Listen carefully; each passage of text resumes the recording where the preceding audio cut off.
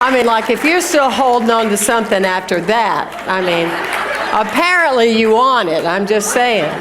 Oh my gosh, I'm just like vibrating. It's like, oh, it's like that's that true transformation, isn't it? It's that the vibratory field that you're kind of tapping into, and you're shedding things. You're shedding all the times you said bad things about yourself. You're shedding all the times you looked in the mirror and you talked ugly about yourself. You're shedding all the isms and the could-isms and the shame-isms and the non-realisms, and you're shedding all of those layers about yourself and all those false beliefs and all that silly stuff, and all the times that you didn't listen to yourself when your body said, I do not want that. Like the little girl says, I don't want it. Or the little boy says, I don't want it. And we want to remember that energetic presence, because this love is so amazing. That's right. Amen. So amazing. It is. Yes. Amen. Amen. That's good. So Frank Lloyd Wright said, I believe in God. And I spell God Nature. I believe in God, and I spell God Nature. The presence and power of nature is so humbling, because it is our connected source. It's our go-to place in a moment that we may forget who we are and what we're made of. I've been so humbled the last 2 days. I'm really looking forward to this afternoon to see if they come back. But a family of manatees have been coming to our dock. And I'm so engaged with them, and I'm teaching them namaste. It's just really cool. And and I'm like, oh, and they're like my new people. It's like, oh, I've been saying we didn't have enough pets. We just have 4. Well, now I've got more. And I'm just feeling in that Nature that is so healing. And I know when I was so confused as a little girl, because I felt one way in my heart, and I would go and hear a message that sounded something entirely different, filled with shame and ugly and mean, and God loves some countries more than others, and just a lot of confusion. And I just prayed that I would that if God, if you're listening, please, if there is a creator out there, please send me a puppy. I know, you thought it was going to be really profound. Well, it was. It was. And that puppy showed up at my house, out in the country, out of the blue, and I held on to that puppy many years. And that puppy is one of the reasons I chose to stay back then. Nature is a healer. It eliminates all divide. Happy Gay Pride Month, everyone.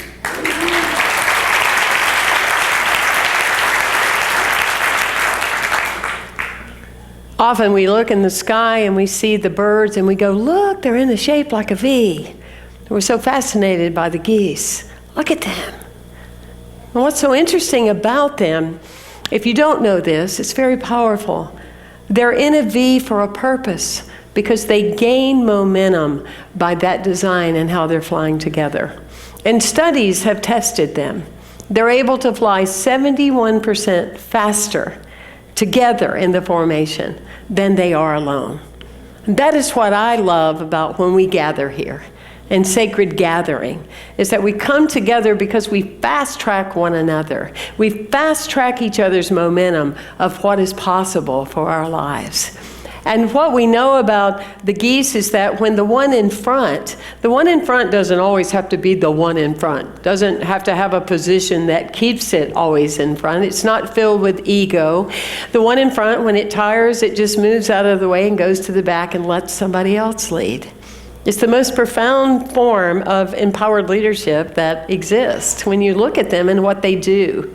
And when one of them is sick or dying, a couple will drop off and go be with them and see them through their duration.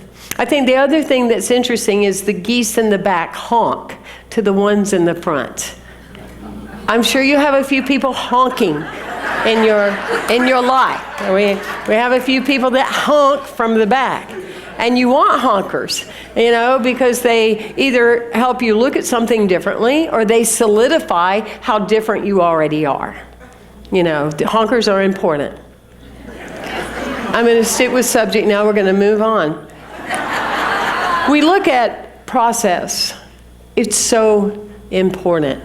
When you really are invested in people to allow them to process. Nature teaches us that from cocoon to butterfly. And there is that process that is painful. There is that process that is uncomfortable. But if anybody tries to jump in and help that butterfly move into chrysalis, move into butterfly, it will die. It cannot be rushed. And I know that there's times, and I know we've been through this when we had a teenager, and we was like wanting to rush the process.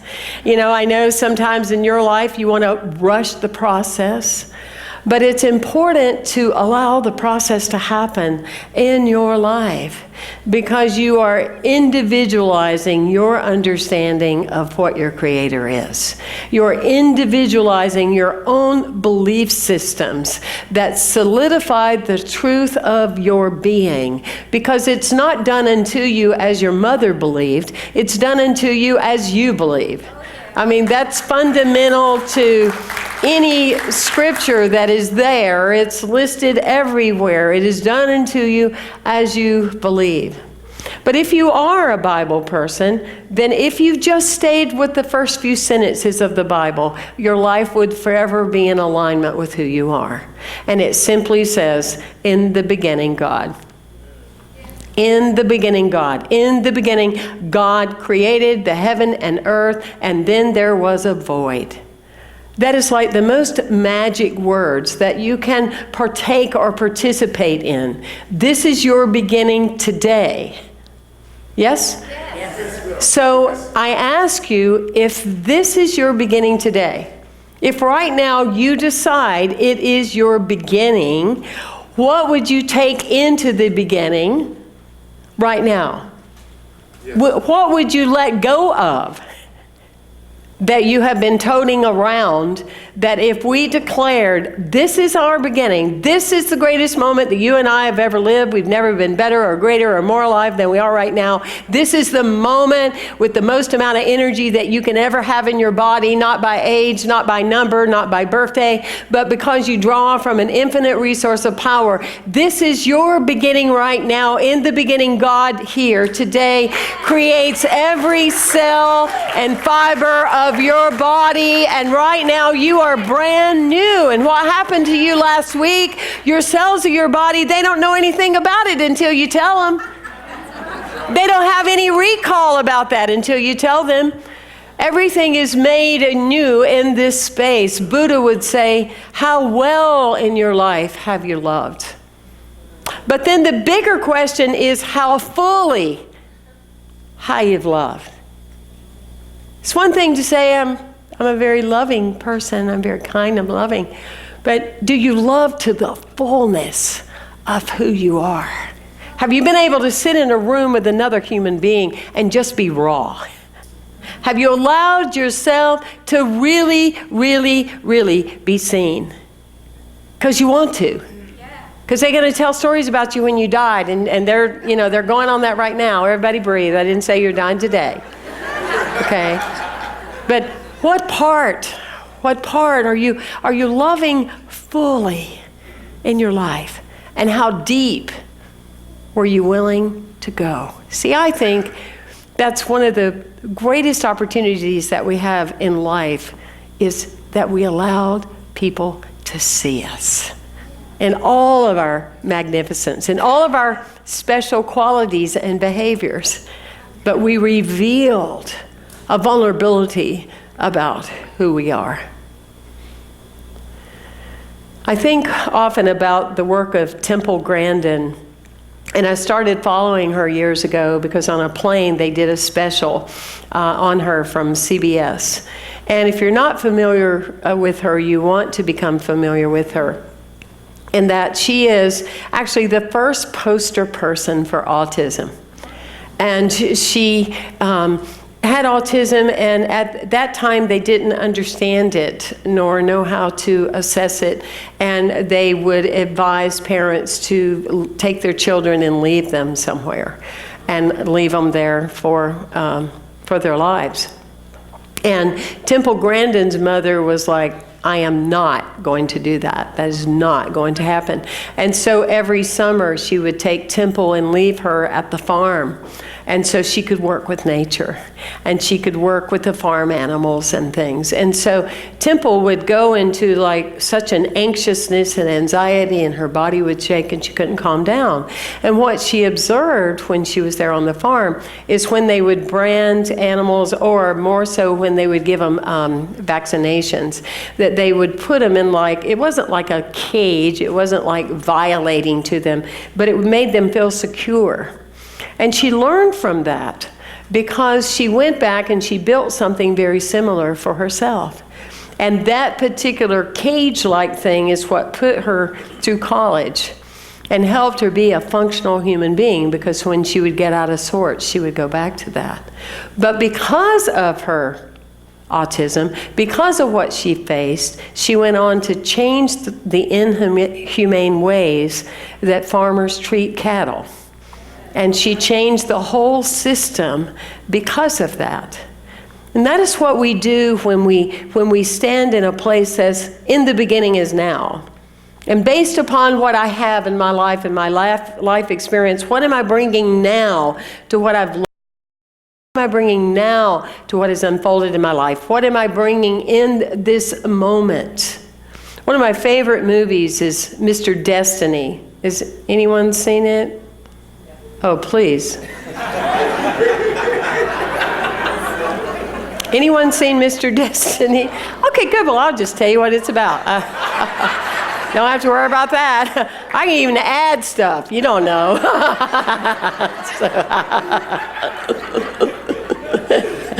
Well, it was a long time ago. And Jim Belushi had this feeling in his heart that he had really messed up in his life. And he would constantly replay this story in his mind, that if he had done a certain thing in his life would have turned out differently. I doubt any of you have ever gone there, right? So that's a movie worth watching. But when he was in high school, he had the crush on this very wealthy girl. She was from old money, and he was quite attracted to her, and she was him. But they were supposed to win this big game, and he struck out, and everybody tagged him loser. And so she said, I'm not being with the loser, so she broke up with him too.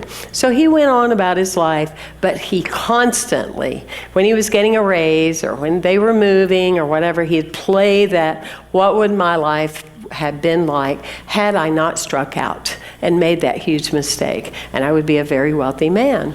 Well, he called that into his life. He met a shaman, and the shaman showed him, let me show you what your life would be like. And so he got many different scenes. And you know, by the way, you can do that. You have the power within you, because in the beginning now, there's no time.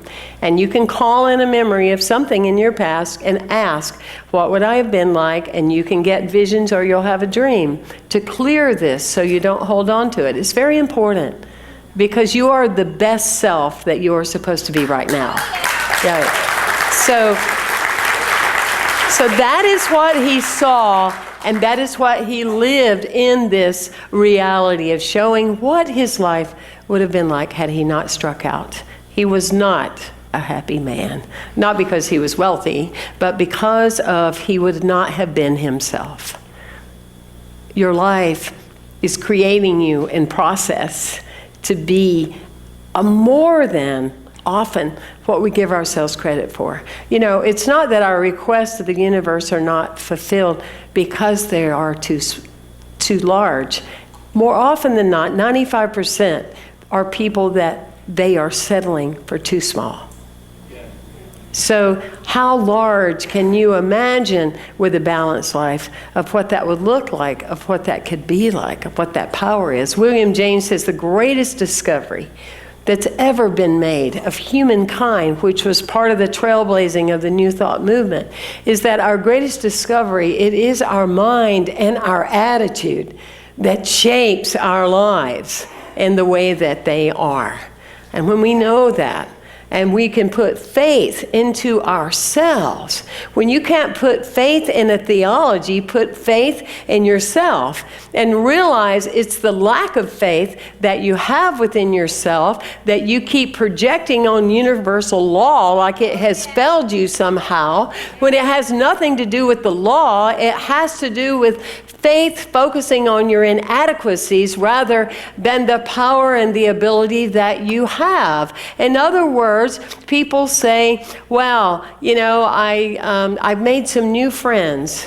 If I had $1, I was telling them at first service, if I had $1 for every idea that people have about faith that limits them, I would be a very multimillionaire person.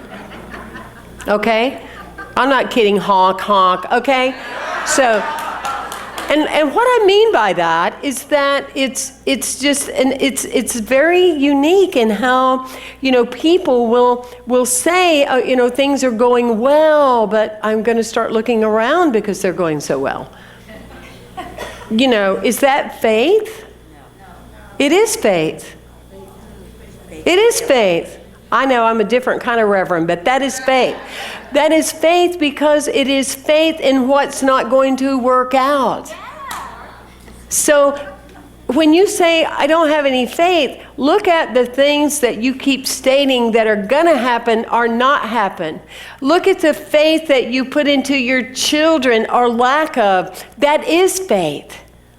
When you say, oh, you know, I met somebody, they're kind of nice, but, you know, I'm not going to let them truly see me because, you know, each time I did, I've been disappointed. You know, or they really just wanted my money. Is that faith? Yes. It's faith in a projected reality of a system that does not have to be true unless you have faith in it, and you will see it all the way through to completion. That is faith. So the question is, what do you have faith in? Right? What do you have faith in? If you have faith that being sober is a struggle, that's your faith and you struggle. If you have faith in that your children are never going to exceed you with amazingness, that's your faith, and that's what you're projecting onto them every time you say their name out loud. Hallowed be thy name. Hallowed be your name. Hallowed be a strength and a power and an energetic presence that will lift you and inspire you and heal you. But what is your faith? It's so necessary to understand that and readjust your thinking capacity, because what you continue to repeat in your life is based upon the faith that you have had in it. Good, bad, indifferent, or inconvenient. Amen? Amen. Hey, women. Amen. Hey, children. That's all of them. So, chapter 1, you walk down the street, there's a hole there, and you fall in it. Chapter 2, you walk down the same street, there's a hole in the street, you fall in it again. Chapter 3, walk down the street, there's the hole, you can't believe it, you actually have fallen in it again, you see, but you get out quicker. Chapter 4, you walk down the street and you go around the hole. And chapter 5, you take a different street. You see. Take a different street. Bless you.